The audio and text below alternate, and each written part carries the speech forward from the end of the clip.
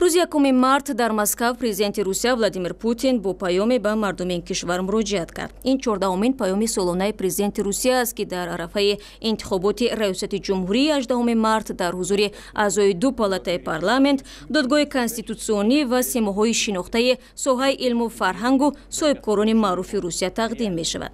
Владимир Путин саъй дорад бори чорум президенти Русия интихоб шавад. Ӯ ҳушдор дод, ки агар Русия аз нуқтаи назари иқтисодӣ рушди чашмрасе пайдо накунад, ин кишвар соҳиби ихтиёриро аз даст хоҳад дод.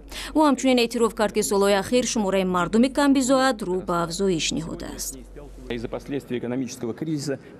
дар натиҷаи буҳрони иқтисодӣ камбизоатӣ рӯ ба афзоиш гузоштааст. имрӯз 20 миллион нафар шаҳрвандони Русия камбизоат ҳастанд. дар муқоиса ба соли 2000 ки камбизоатӣ 42% буд, ҳоло ин рақам кам аст. аммо ҳанӯз ҳам мизони камбизоатӣ ғайри қобили қабул зиёд аст.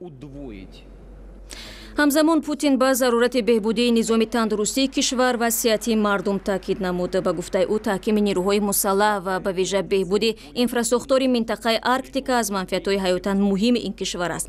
Коршиносон дар навбати худ мегӯянд, дар интихоботи президентии Русия касе рақиби воқеии Путин нахоҳад буд.